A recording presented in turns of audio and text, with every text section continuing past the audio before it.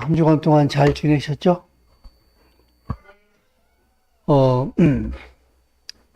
전 세계에서 이제 유일하게 분단 국가로 남아있는 나라가 우리 대한민국이에요.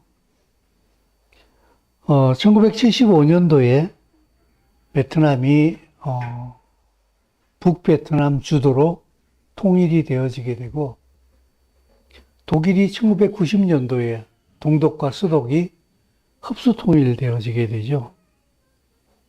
이제 이 땅에 남아있는 나라로서는 대한민국이 유일한 분단 국가예요.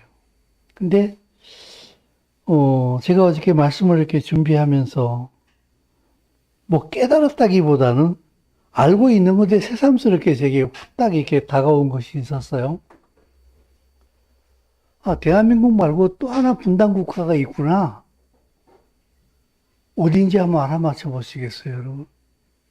대한민국 말고 아직도 분단된 국가가 하나 있어요.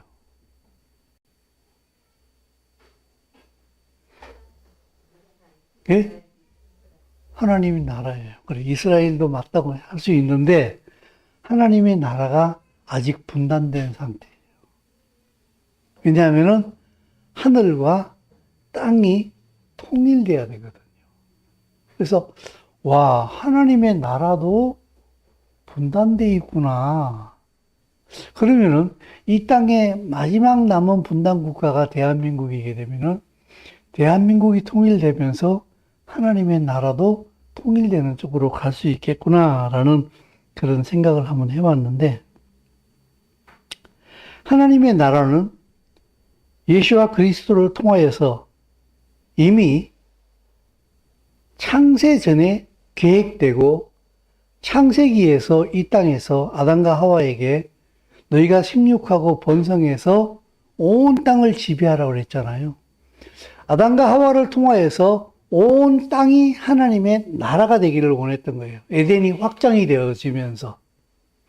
근데 아담과 하와가 범죄함으로 인해 가지고 그 하나님의 계획은 하나님이 무능력해서가 아니라 그 아담과 하와에게 하나님께서 정권을 이양하셨기 때문에 땅에 대한 모든 권리를 그 아담과 하와가 불순종함으로 일단 실패로 끝나게 됩니다만은 그것이 끝이 아니죠. 그죠?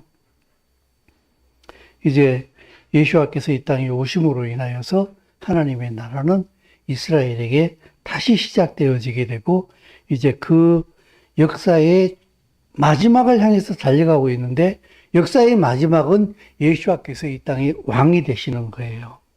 그것은 성경에서 이미 여러 번 예고하고 있는데, 자, 제가 성경에서 여러 군데를 퍼왔어요.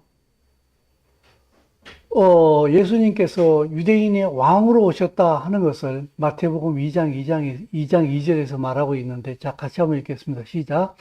유대인의 왕으로 나시니가 어디 계시냐? 우리가 동방에서 그의 별을 보고 그에게 경배하고 왔노라 하니. 자, 여기서 동방에서 온 게 우리가 성탄절에 늘 얘기하는 것처럼 동방박사예요. 이 사람들은 이란에서 온 사람들이야. 그때 당시에는 페르시아죠. 그러니까 유대인의 왕으로 예수아가 오셨는데 정작에 유대인은 모르고 있어요. 그것을 이방인이 먼저 알고 가서 유대인에게 알려줬어요. 그러니까 이 사람들은 유대인의 왕이 오셨기 때문에 유대인들은 당연히 알 거라고 생각을 해가지고 야, 유대인의 왕으로 나시니가 어디 나셨니? 라고 물어봤더니 이 사람들 거꾸로 당황하잖아요. 그죠? 이게 이 시대의 이방인의 사명이기도 해요. 이방인이 유대인의 왕으로 오신 예수와를 이방인이 알려줬던 것처럼 이 시대에도 아직까지도 이스라엘은 자기의 왕이 예수와인 줄 모르고 있어요. 그걸 눈뜨게 해줘야 될 사명이 이 시대의 이방인 교회가 그 사명을 가지고 있는 것이거든요. 자, 그리고 요한복음 18장 36, 37절 말씀에서 예수와께서 빌라도 법정으로 끌려가서 십자가를 지시기 바로 직전에 빌라도와 대화를 한 그 잠깐의 순간에서도 예수아가 이 땅에 왕이 되시기 위해서 오셨다 하는 것을 알 수 있어요. 다 같이 한번 읽습니다. 예수께서 대답하시되 내 나라는 이 세상에 속한 것이 아니니라. 만일 내 나라가 이 세상에 속하는 것이었더라면 내 종들이 싸워 나를 유대인들에게 넘겨지지 않게 하였으리라. 이제 내 나라는 여기에 속한 것이 아니니라. 빌라도가 이르되 그러면 네가 왕이 아니냐? 예수께서 대답하시되 내 말과 같이 내가 왕이니라. 내가 이를 위하여 태어났으며 이를 위하여 세상에 왔나니 곧 진리에 대하여 증언하려 함이로다. 무릇 진리에 속한 자는 내 음성을 듣느니라 하신대. 자, 빌라도에게 예수께서 대답하십니다. 맞다. 내가 왕이다. 내가 왕이 되기 위해서 이 땅에 태어났다. 그러나 왕이 되시기 위해서 죽으시는 거예요. 그리고 완전한 왕이 되시기 위해서 이 땅에 다시 오시는 거예요. 이 진리는 곧 예수아가 왕이시라는 사실을 믿는 사람들이 살아가야 될 삶의 내용인 거예요. 자, 마지막으로 누가복음에서도 다시 한 번 더 이 말이 나오는데 빌라도가 예수께 물어 이르되 네가 유대인의 왕이냐? 맞다. 내가 유대인의 왕이다. 유대인의 왕이란 얘기는 무슨 말인가 하게 되면 곧 이스라엘은 하나님의 나라의 모체예요. 하나님께서 하나님의 나라를 이 땅에 심어 놓으신 게 이스라엘이라고. 에덴이 하나님의 나라의 시작이었던 것처럼 그 에덴이 다른 개념이 하나님의 나라예요. 이스라엘이에요. 그래서 이스라엘은 하나님의 나라의 모체요, 겨자씨요, 시작점이에요. 그래서 이스라엘의 왕이 되시는 분이 만왕의 왕이 되시는 거예요.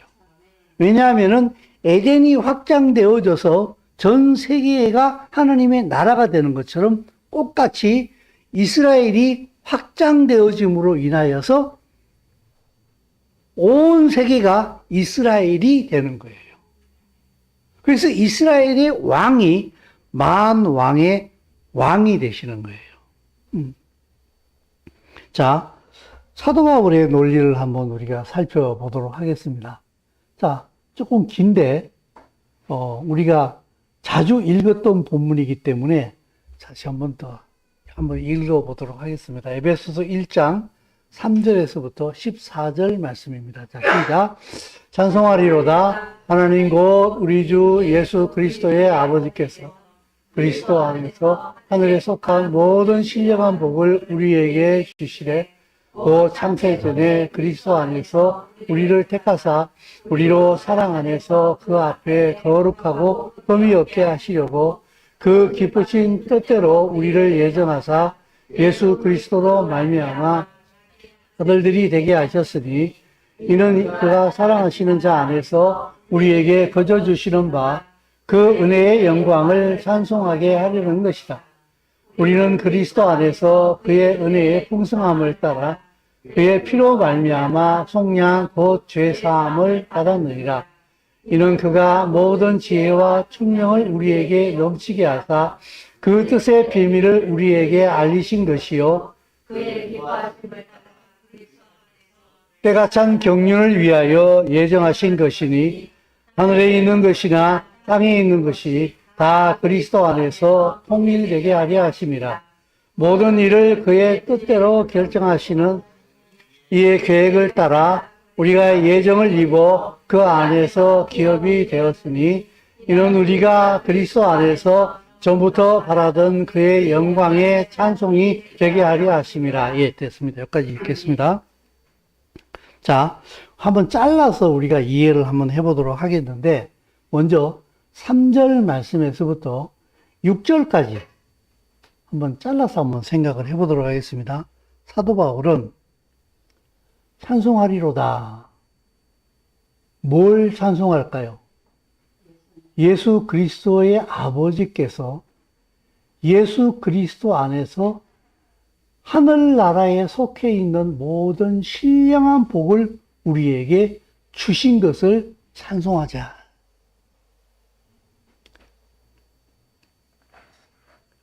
그러면 이 신령한 복이 도대체 하늘에 속한 모든 신령한 복이 도대체 무엇이냐 하게 되면은 여기서 곧 이제 그 복을 설명하는 거예요. 하늘에 속한 요 신령한 복의 내용이 곧 이거다. 곧은 조사예요. 앞말을 강조하는 거예요. 곧. 앞에 말을 강조하고 있어요. 하늘에 속한 모든 신령한 복은 창세 전에 그리스도 안에서 우리를 택하사 우리로 사랑 안에서 그 그리스도 앞에 거룩하고 흠이 없게 하시려고 우리를 예정하사 예수 그리스도로 말미암아서 아들이 되게 하셨다. 왜 예수 그리스도를 통하여서 우리를 아들이 되게 하셨는가 하게 되면은 우리에게 이 죄인들에게 공짜로 믿음 가운데 그냥 주시는 그 은혜의 영광을 찬송하게 하기 위하여서 하늘의 신령한 복을 예수 안에서 우리에게 주신 것이다. 이 쉬운 게요. 저는 해석된 게 몇 년 안 돼요. 여러 번 말씀드린 것처럼 이스라엘을 안 다음에 비로소 이게 해석이 됐어요.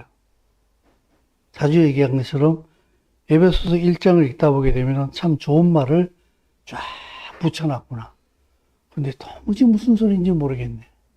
좋은 소리는 뭐 좋은 소리 같은데 뭔 소리인지 도무지 모르겠다.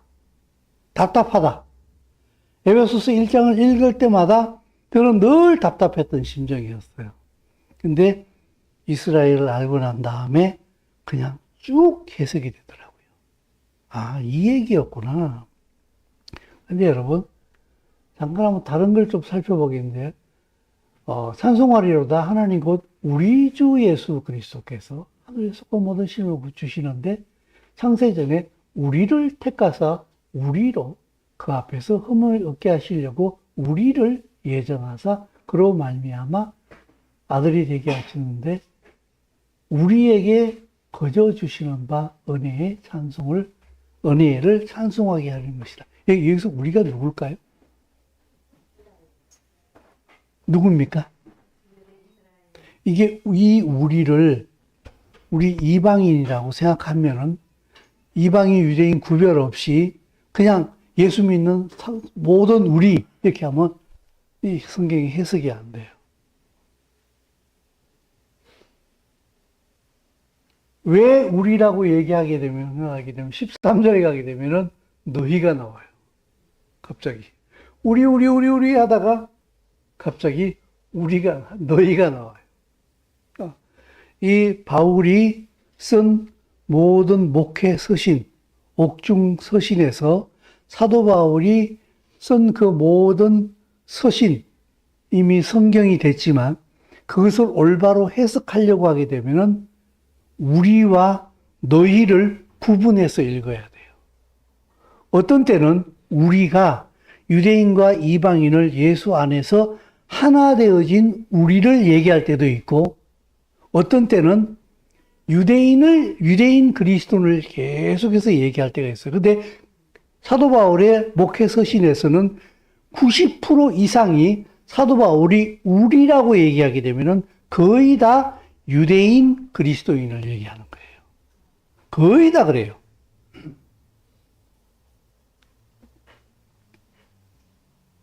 그래서 지금 사도 바울이 쭉 얘기하는 거 보게 되면은 우리인데 지금 유대인들이에요. 유대인들이 먼저 예수 그리스도 안에서 하늘의 모든 신령한 복을 우리가 먼저 받았다. 그래서 요한복음에서 예수께서 뭐라고 그래요? 구원은 유대인으로부터 나온다 그랬어요. 하나님으로부터 택함을 먼저 받은 게 누구냐? 우리다. 하나님께 언약을 받은 게 누구냐? 우리다. 하나님께 예배할 수 있는 자격을 받은 게 누구냐? 우리다.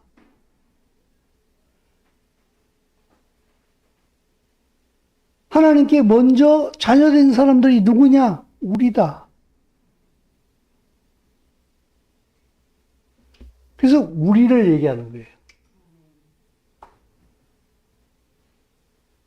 그래서 그 복음이 예수와로 인해서 이 땅에 임하고 그 복음이 이방인으로 뻗어나갈 때에 성령이 임했을 때에 예수와께서 뭐라고 말씀하시는가? 사도행전 1장 8절 말씀에 오직 성령이 너희에게 임하시면 너희가 권능을 받고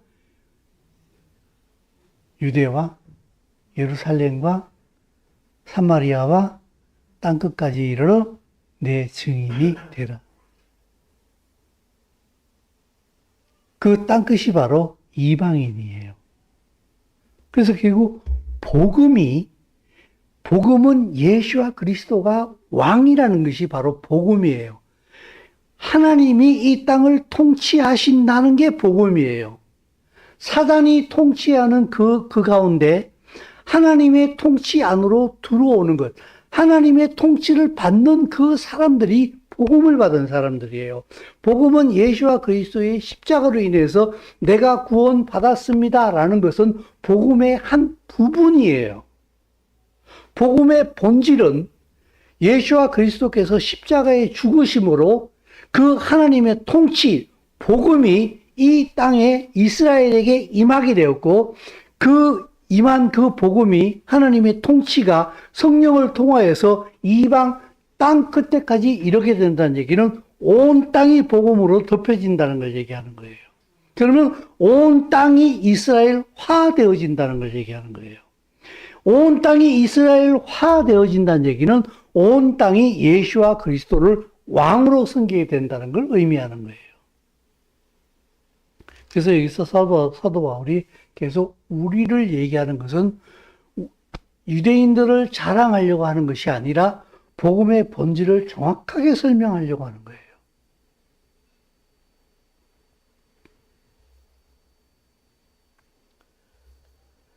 그래서 두 번째 에베소 1장 7절 말씀에서부터 10절까지 한번 보겠는데 우리는 그리스도 안에서 그 은혜의 풍성함을 따라 그 피로 말미암아 죄사함 받았다.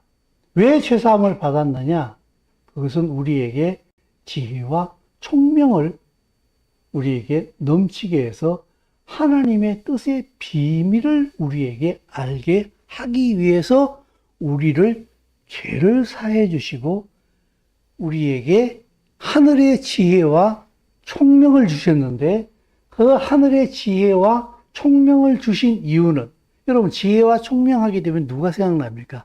다니엘이 생각나죠. 그죠? 그래서 다니엘이 지혜와 총명을 받아가지고 하나님의 뜻을 헤아리지 않습니까? 그 지혜와 총명을 우리에게 넘치게 하사 하나님의 뜻의 비밀을 우리에게 알게 하셨다. 알려주셨다. 그게 뭔가 하게 되면은 예수 그리스도 안에서 때가 찬 경륜을 위하여서 이미 예정해 놓은 것인데 그 예정한 게 뭔가 하게 되면은 때가 되면은 하늘에 있는 것과 땅에 있는 것이 그리스도 안에서 통일되게 하려고 하는 것이 하나님의 이 땅을 향한 경륜이다. 이 얘기예요.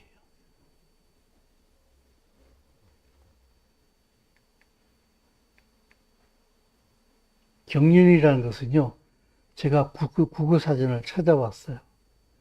일정한 포부를 가지고 일을 조직적으로 계획하는 거예요.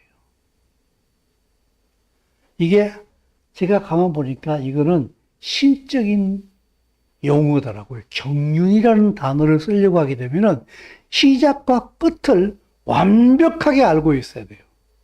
그리고 이 시작과 끝을 완벽하게 통제할 수 있는 사람이 경륜이라는 단어를 쓰는 거예요. 내가 경륜한다. 그걸 또 다른 말로 표현하게 되면은 섭리라는 말로 표현할 수도 있어요. 섭리도 신적 용어예요.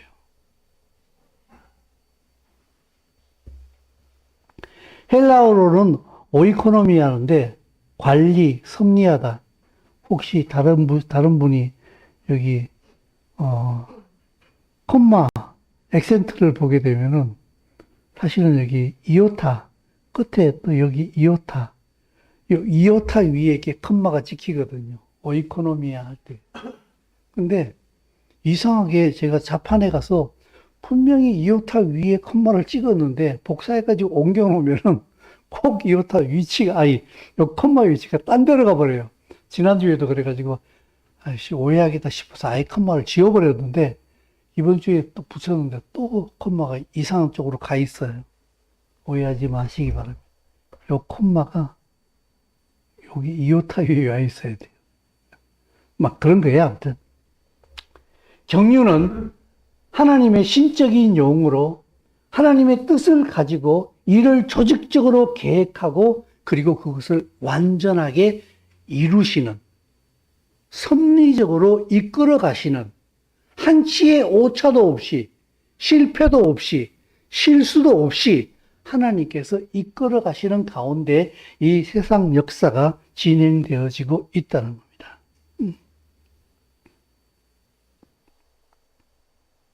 그래서 그 하나님의 뜻은 예수 그리스도 안에서 하늘과 땅이 통일되게 하려고 하는 것이다. 세 번째, 11절에서 14절 말씀은 모든 일을 그의 뜻대로 결정하시는 하나님의 계획을 따라 우리가, 유대인이에요, 먼저 예정함을 입었다. 그 하나님의 뜻을 실행시키는 민족으로, 백성으로 우리가 택함을 먼저 받았다. 여기서 먼저라는 말은 안 나와요. 근데 그거는 이미 당연히 깔고 하는 거예요. 그래서 우리가 그 하나님의 예정함 안에서 먼저 우리가 하나님의 나라의 기업이 되었다.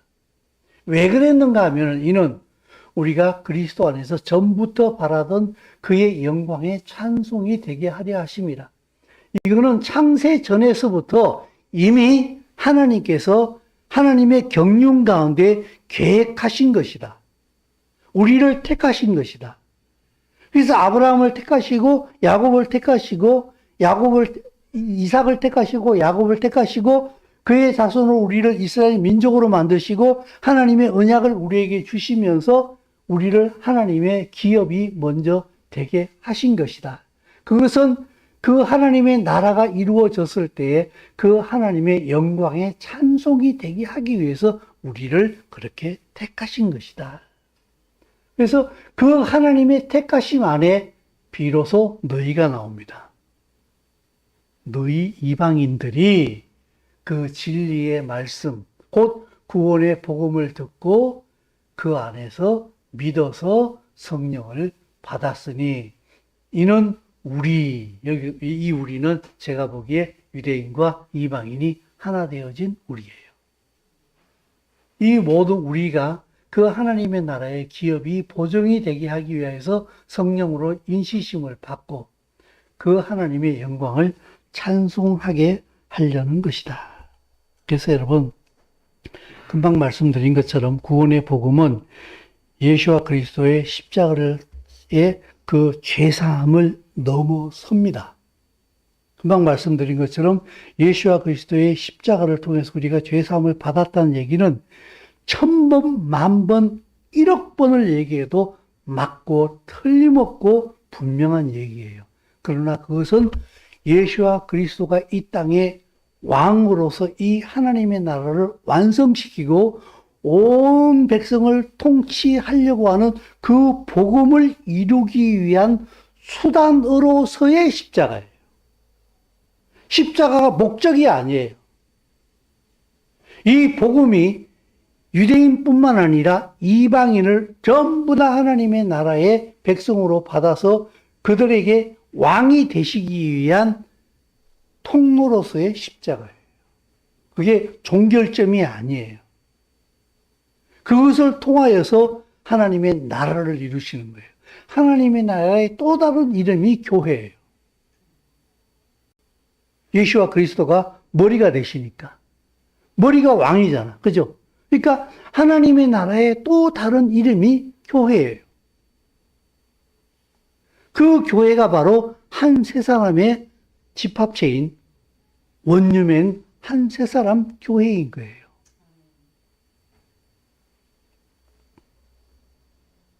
그래서 여러분, 하나님의 뜻은 하늘과 땅을 통일하여 하늘의 하나님의 나라가 땅에 온전히 이루어져서 예수와 그리스도가 왕이 되어서 에덴이 회복되어지는 것이 하나님의 뜻이에요.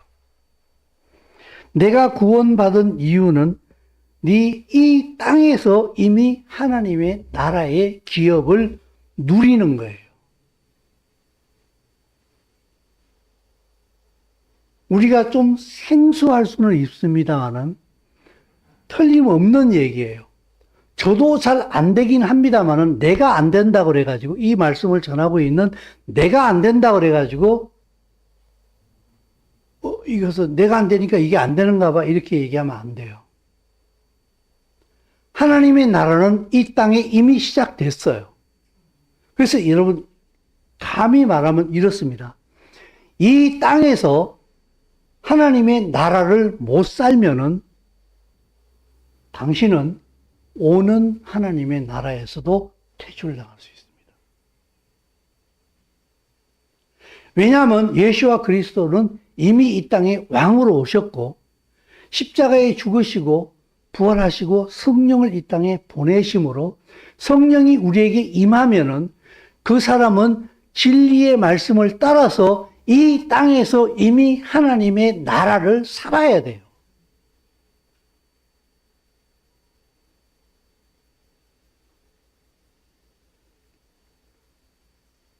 그런데 지난 시간 동안, 많은 시간 동안에 우리가 교회 안에서 저도 잘못 가르친 사람 중에 한 사람이에요. 교회는 맨날 비실비실 연약하고 부족하고 모자르고 그래서 죄를 지을 수밖에 없고 불순종할 수밖에 없고 만약 뭐 그런 거 아니야 그냥 근데 그냥 예수와 그리스도로 인해서는 죄 용서 받았으니까 그럼에도 불구하고 나는 죄 용서 받았으니까 난 죽으면 천국 간다. 이게 지배적인 거예요. 아닐 수도 있어요. 완전히 아니다라고 얘기는 못 하는데 거의 아니에요. 그 이상이에요. 예전에 가끔씩 제가 이런 말 하는 적이 있어요. 개가 보니까 네 발로 댕기는 동물인데 가끔씩 개가 묘기를 부리는데 두 발로 이렇게 뛰어요. 그러면 사람들한테 엄청 기원받잖아요. 그죠? 그게 묘기예요. 그죠? 계속 개가 너무 사랑받으니까 두 발로 하니까 계속 이렇게 뛰어댕기면 어떻게 되겠어요? 나중에 그 개는요, 허리 부러집니다. 100% 디스크 걸립니다. 그죠? 개는 네 발로 걷게 돼 있어요. 가끔씩 묘기 부릴 때 두 발로 하는 거예요. 그죠? 그래서 개는 태생적으로 네 발로 걷는 게 제일 편해요. 이게 완전한 비유가 될 수 있을지 모르겠습니다만, 정말 당신이 예수를 믿는 사람입니까? 정말 당신이 예수와 그리스도로 정말 거듭났다고 생각하십니까? 그러면 당신은 순종하는 게 더 편한 사람입니다. 근데 나는 여전히 불순종하는 게 더 편해. 불순종이라는 단어가 굉장히 불편하긴 한데, 말하자면은 주의 말씀을 따라 살아가는 것보다 그냥 내 뜻대로 살아가는 게 더 편해, 난 그게. 이게 근본 거듭남서부터 당신은 의심해 봐야 됩니다. 성령이 임했으면은 하나님의 영이 임한 거예요. 예수와의 영이 임했다고. 예수와의 영이 임하면은 예수처럼 살게 되는 거예요. 여러분, 잘 보기는 어렵습니다만 귀신 들리면 어떻게 돼요? 그 들어간 귀신대로 행동을 하잖아요. 그죠? 우리 심지어 귀신까지 안 가더라도 술 먹으면 어떻게 돼요? 술 기운 대로 가잖아요. 그죠? 하다못해 여러분, 우리 알코올만 들어가도요, 알코올 기운으로 인해서 다른 사람이 돼요. 근데 하나님의 영이 내 속에 들어왔대요. 그런데 예수와의 말씀이 내게 늘 생경하고 못 알아듣겠고 해석도 안 되고 보고 싶은 생각도 없고 말씀대로 따라 살고 싶은 생각도 없고 그럼 어떻게 돼요? 개가요 태어나자마자 두 발로 계속 뛰어다니면요 이건 개가 아니에요. 이거는 캥거루야. 사람은 태어나서 누워있다가 뒤집었다가 기다가 결국에는 걷게 돼 있어요. 특별한 질병이 없는 한 사람은 반드시 두 발로 걷게 돼 있다고요. 그렇기 때문에 본능적으로 아이들에게 뒤집는 훈련을 시키지 않아도 기는 훈련을 시키지 않아도 아이들은 본능적으로 뒤집고 기다가 걷습니다. 예수와 그리스도의 영이 내 속에 와 있으면은 틀림없이 당신은 예수와 그리스도의 말씀을 따라 살게 돼 있습니다. 근데 나 아니야. 이러면은 아니에요. 빨리 돌이키셔야 돼요. 근본서부터 빨리 다시 캐치를 해야 돼요.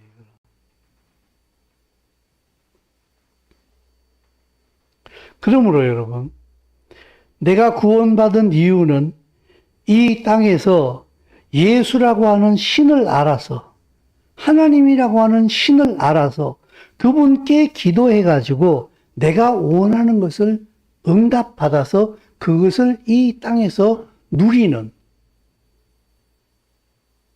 건강하고 부자되고 아니 건강하고 부자되는 게 제가 왼수 맺은 사람이 아닙니다. 당연히 건강하고 당연히 부자돼야지요. 근데 예수 믿는 사람은요 그것밖에 모르는 사람이 아니에요. 내가 건강하고 부자가 되는 이유는 철저하게 하나님의 나라의 이유가 가 있는 거예요. 늘 자주 말씀드립니다만은 내가 직장을 다니는 이유는 먹고 살기 위해서가 아니에요.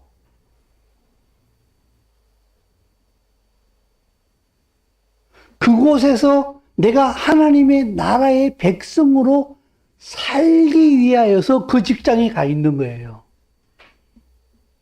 근데 그것이 내 돈벌이요, 내 생계 수단이 되어버리게 되면은 당신은 길 잃은 청지기가 되는 거예요.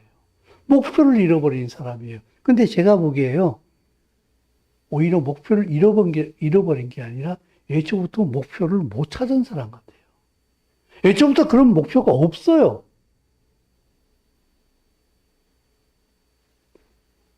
그래서 참다운 그리스도인을 찾기가 굉장히 어려운 시대다고 제가 자꾸 말씀을 드리는 거예요. 제가 이런 말씀이 거의 주종이잖아요. 그죠? 그래서 이런 말씀을 제 속에도 여러 번 말씀드린 것처럼 적잖이 생각이 많아요. 이게 진짜 위로긴 한데 이게 이들에게 위로가 되겠는가? 오늘 내가 내 삶의 필요와 내 삶의 부족함과 이런 것들이 내 삶을 괴롭히고 이로 인해서 내가 힘든 것이 너무나 많이 있는데 하나님의 나라를 위해서 살아라. 그게 목표다. 네가 직장 다니고서 돈 버는 이유는 하나님의 나라 때문이다. 이게 이들에게 무슨 이유가 위로가 되겠는가? 그런 생각을 하면서 제가 이렇게 마음속에 답답함을 느낄 때가 굉장히 많이 있어요. 근데 성경은 그것이 목적이라고 계속해서 얘기해요. 그리고 그 길을 따라갈 때에 모든 것들은 그냥 그저 주어지는 것이다 라고 얘기를 해요. 그래서 우리 그리스도인의 삶은요, 정말 하나님 앞에 모든 것을 갖다 걸게 될 때에 초자연적인 삶을 살 수 있게 되는 것이고, 이것은 성령 안에 있는 사람들이 할 수 있는 일이고, 그렇지 못할 경우에 어떤 그리스도인이라 할지라도 그들은 결국 기독교적 종교인이 될 수밖에 없겠구나라고 하는 것을 저는 굉장히 뼈저리게 느낍니다.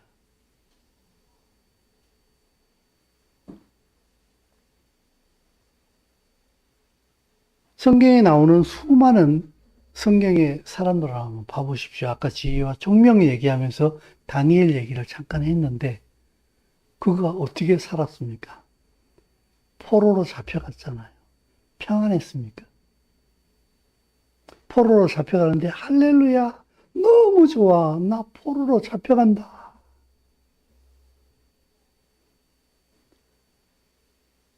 잡혀간 바벨론에서 그래도 영재로 뽑혀가지고 바벨론 왕궁에서 왕의 교육을 받는 특권을 누리게 됐습니다만 다니엘은 또 거기에 또 머무르지 않습니다. 우상의 제물을 안 먹겠다. 또 거기서 도발을 합니다. 진리 때문에. 왜 스스로 어려운 길을 택하지요? 주는 대로 먹으면 될 텐데. 주는 대로 마시면 될 텐데. 왜 다니엘은 그렇게 해야만 할까요? 그 속에 있는 진리가 그를 그렇게 이끄는 겁니다. 그리고 드디어 큰 시험이 오지 않습니까? 느부갓네살 왕이 신상 만들어 놓고서 야, 다른 신한테 절하면 죽어. 그런데 보란 듯이 예루살렘을 향하여 창문 열어놓고서 기도하고 있습니다. 정적들은 그걸 노렸어요. 잘됐다 하고 대번에 가서 왕한테 얘기를 해서 다니엘은 사자굴에 던져지게 되지 않습니까? 왜 이렇게 미련한 짓을 할까요, 다니엘은? 왜 이렇게 미련한 짓을 할까요? 죽을 길을 찾아댕겨요, 이 사람은. 세상적으로 보면은 세상한테 매맞을 짓만 골라서 한다고요. 그럼 이런 얘기를 하면서 우리는 주일학교 때 다 배웠잖아요. 그죠? 다 배웠는데 우리는 어떻게 생각합니까? 그건 다니엘이고, 그건 다니엘 얘기고, 그건 다니엘 시대 얘기고, 이렇게 이야기해요. 그리고 나는 나야. 난 그렇게 못 살아. 이 시대에 하나님께서 우리에게 성령을 부어주신 이유는 너도 다니엘처럼 살아라. 사자굴에 들어가라는 얘기가 아니라 사자굴이 있다 할지라도 너희는 진리의 길을 택할 줄 알아야 한다. 이 얘기를 하고 계시는 거예요. 그리고 이 마지막 시대에는요, 정말 진리를 따르는 사람들은요, 꼭 사자굴에 들어가지 않더라도 사자굴과 같은 환경을 결국에는 만날 수밖에 없을 거예요. 왜냐하면 이 세상이 진리를 거절하고 있기 때문에. 그러면은 지금 우리가 이 세상을 살아가면서 조그마한 것에도 이게 진리를 따름에 있어 크다 작다고 얘기할 수는 없는데 이 삶을 살아가면서 내가 순종을 하지 않아도 별로 표시도 안 나고 순종하지 않아도 별로 내 삶에 데미지도 없고 그 진리로 인해서 별로 고민할 것도 없고 교회에 왔다 갔다 하는 것으로 나는 신앙의 생활에 그래도 어느 정도는 하고 있지 않을까라고 하는 요 정도의 신앙생활을 하고 있다가 갑자기 어느 날 너 예수 믿을 거야, 안 믿을 거야? 믿는다고 말하면 너 죽일 거야. 라고 하는 그 시대가 닥칠 수밖에 없어요. 훅 다가오면 어떻게 하겠어요? 평상시에 하나님의 말씀을 전혀 경외하지도 않고 지 맘대로 살던 사람이 갑자기 순교할 수 있는 상황이 왔더니 갑자기 이 사람이 용맹이 화산처럼 터져가지고 내가 죽더라도 난 예수 그리스도를 부인할 수 없습니다. 내 목을 자르세요, 차라리. 이렇게 할 수 있을까요? 내 삶의 현장 속에서 자그마한 일 속에서 나의 진리 때문에 나를 포기할 줄 아는 내 욕망을, 내 생각을 진리 때문에 나를 지워낼 줄 아는 사람이 결정적인 순간에 예수 그리스도를 택하는 것입니다. 이 말은 다른 말로 바꾸게 되면은 오늘 성령으로 인하여서 지금 이 땅에서, 지금 당신의 삶 속에서 하나님의 나라를 누리지 못하는 사람은 오는 하나님의 나라도 못 누립니다. 지금 하나님의 나라를 누리는 그 사람이 그 예수아가 왕으로 오실 때에 그 나라를 누릴 수 있는 것입니다. 왜냐하면 예수아는 이미 이 땅에 왕으로 오셨고 그 예수아를 성령 안에서 왕으로 섬기는 사람들은 그 예수아의 도우심 안에서 이미 하나님의 나라를 살아야 돼요. 때로는 넘어질 때도 있습니다만 신속히 일어나서 회개하고 다시 하나님의 법 안으로 들어옵니다. 여러분 어디에 지금 서 계신지 잘 한번 생각해 보시기 바랍니다. 그래서 넘어지더라도 속히 일어나며 실패하더라도 또 회개하면서 그 진리를 붙들고 진리에게로 돌아와서 그 길을 따라가는 사람. 그들이 누구냐? 그들이 바로 하나님과 동업하는 사람들이다. 그래서 우리가 진리를 따라 산다는 것은요, 그저 난 진리 따라 살아. 그래서 되게 피곤하거든. 힘들어, 그냥. 이 사람이 아니라, 이런 것이 아니라, 예수께서 십자가에 죽으시고, 하나님께서 새 생명으로 부활시켜서, 그 하나님이 하나님의 아들 예수아가 이 땅에 왕이 되시는 그 나라를 이루기 위한 그 일에 내가 동참하는 신적인 사람인 거예요. 예수아에게 기도해서 부자 되고 예수아에게서 기도해서 병 낫고 중요해요. 그게 없다는 얘기가 아니에요. 그거 중요해요. 근데 그게 목적이 아니라고.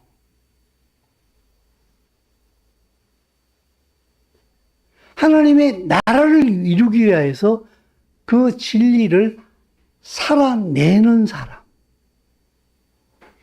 그가 바로 하나님과 동업하는 사람이에요.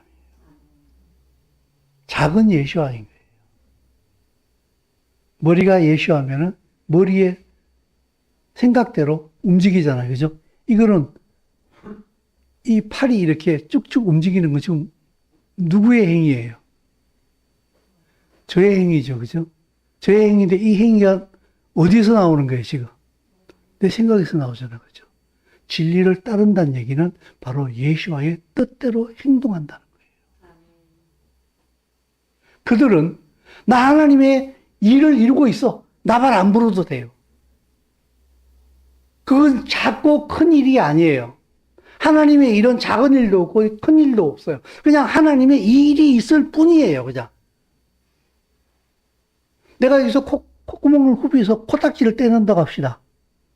별 일 없는 일이잖아. 그죠? 그죠? 근데 이것도 코딱지를 떼내는 요 일이 어디서부터 비롯된 거예요?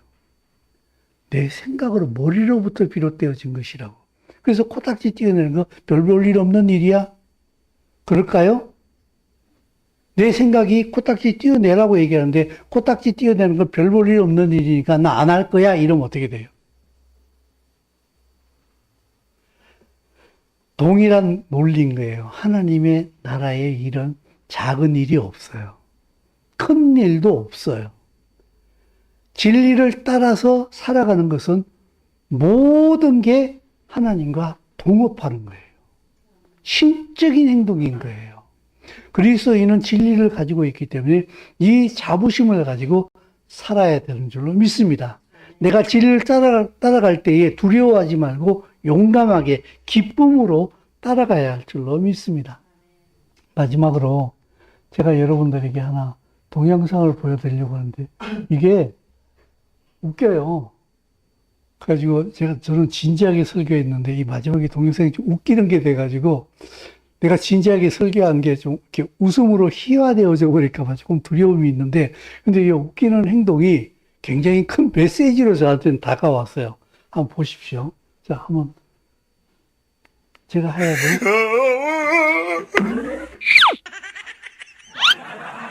이제 오토바이에 달린 수레를 타고 가는 거예요. 你别笑。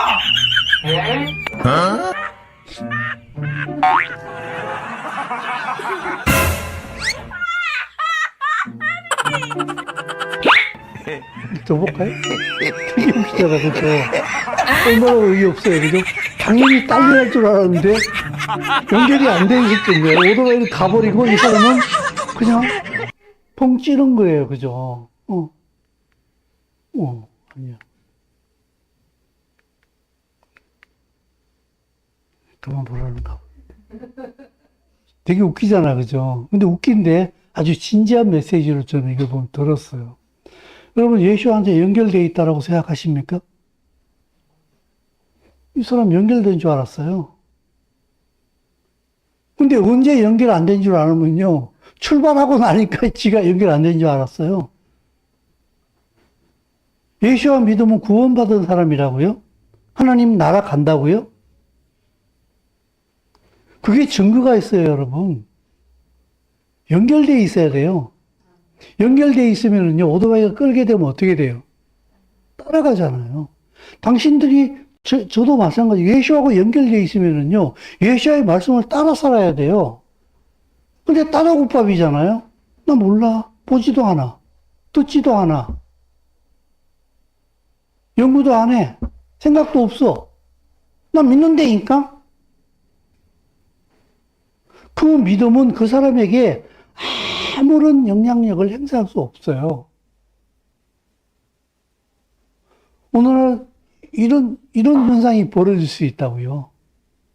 나 예수 믿는 줄 알았는데, 나 믿는 사람 아니었구나. 언제 발견되어지느냐? 주님 오시는 그날이에요. 그때는요, 이제 연결시켜주세요. 이제 잘해볼게요. 이게 안 돼요. 끝인 거예요. 그래서 제가 미리 얘기를 하는 거예요. 기회가 있을 때에. 빨리 자기 자신의 삶을 돌아보시고 정직하게 하나님 앞에 내가 지금 어느 위치에 서 있는가를 빨리 확인해 보시고 진리를 따라서 살기로 결단하고 그 길을 택할 줄 아는 사람이 되라, 이 말을 하는 거예요. 제가 여기서 100번 여러분들에게 예수와 그리스도로 인하여서 복이 있을지어다 100번 얘기해도요, 연결이 안 돼 있으면요, 그 복은 여러분들에게 안 가요. 예수께서 분명히 말씀하셨어요. 너희가 어느 집에 들어가든지 그 집에 들어가서 그 집 사람을 위해서 어떻게 하라고 그랬어요? 저주하는 기도를 하라고 그랬어요? 그 집을 위해서 축복하라고 그랬잖아요.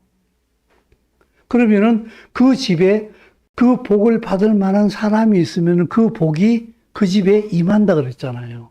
근데 안 되고 그 복을 받을 만한 사람이 없으면은 그 복이 너희들한테 온다 그랬잖아요. 그죠? 보세요. 그 제자들이 온 이스라엘을 돌아다닐 때에 이방으로 댕겼습니까? 어디로 댕겼어요? 이스라엘 땅으로 댕겼잖아요. 이스라엘 백성은 누구예요? 하나님의 백성이잖아요. 근데 예수께서 말씀하시기를 그 집에 복을 받을 만한 사람이 있을 수도 있고 없을 수도 있다. 하나님의 백성일 수도 있고 아닐 수도 있다. 이 얘기를 하는 거예요. 여러분 정말 예수랑 연결되어 있습니까? 그럼 동업자답게 사세요. 예수와의 말씀을 따라 살으라고요. 그게 신적인 삶이요. 그것이 우리가 이 땅에서 할 수 있는 최고의 특권이기도 하고 권리이기도 하고 기쁨이기도 한 줄로 믿습니다. 내 삶에 매여서 허덕이기보다 진리 때문에 고민하시고 진리 때문에 울기도 하시고 진리 때문에 몸부림도 칠 줄 아는 그 길을 걸어갈 줄 아는, 그래서 예수와로 인해서 열매가 있는 그런 삶을 살 수 있기를 주의 이름으로 축복합니다. 기도하겠습니다. 그 진리의 말씀이 우리의 심령과 삶을 움직이게 하여 주시어서 이 땅에서 하나님의 동업자로 살아갈 수 있는 영광을 누리게 하여 주시옵소서. 예수의 이름으로 기도드리옵나이다. 아멘. 우리